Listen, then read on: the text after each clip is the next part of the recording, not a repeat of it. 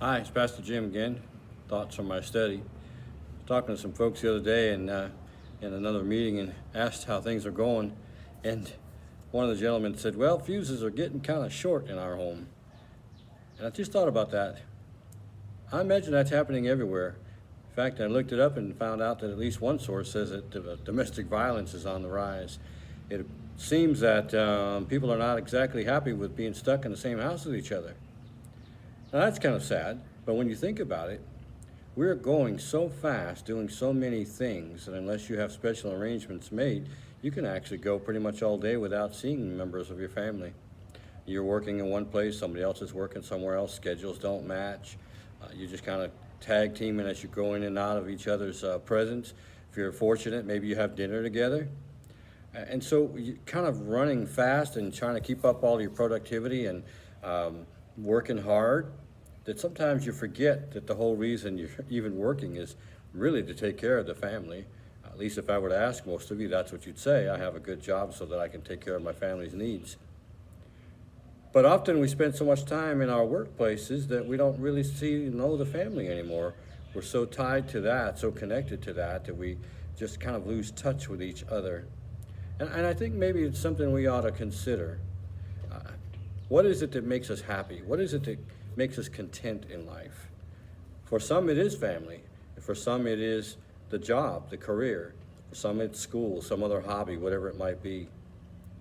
And as I looked in the scriptures to try to figure out where we could connect to this particular issue, I went to the book of Ecclesiastes, written by the wisest man that ever lived, Solomon.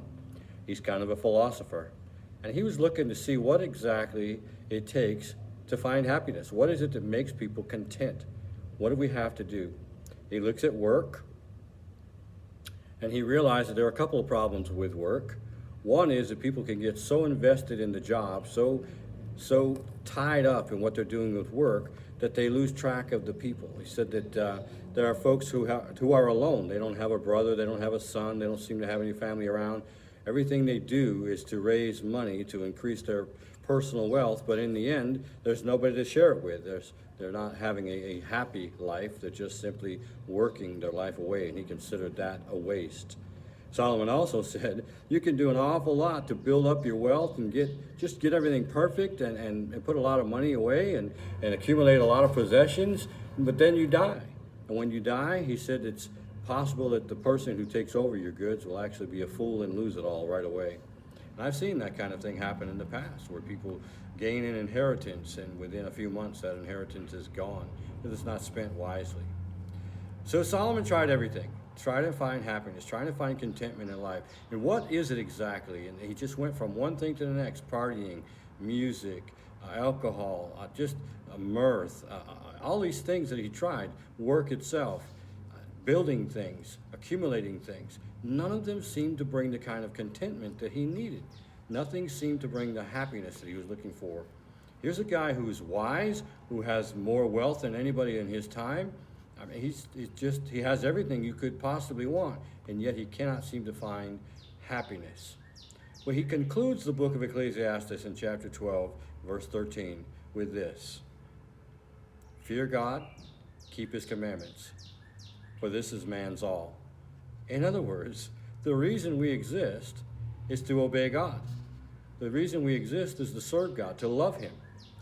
And if we're not serving God and loving him and obeying his commandments, we will not find contentment. We may find fame, we may find wealth, we may find power, but we won't find the peace and contentment that we need unless we're indeed following the commandments of God. Commandments of God are not restrictive. They actually lead to the peace and joy and contentment that you're looking for in life. You can sum up the commandments of God with this: love God with all of your heart, soul, and mind, and love your neighbor like you love yourself. I know some of you say, but yeah, we're talking about my spouse who's not going to work and I have to live with him all day or live with her all day. Well, the Lord also says that you need to love your spouse and you need to love your enemy. So somewhere between loving your enemy, loving your neighbor, and loving God, the spouse has to be somewhere, the family's got to be somewhere in that continuum. So find it. Find contentment. Contentment, true, genuine contentment, is only going to come from serving God, loving him, and obeying him. Bye-bye.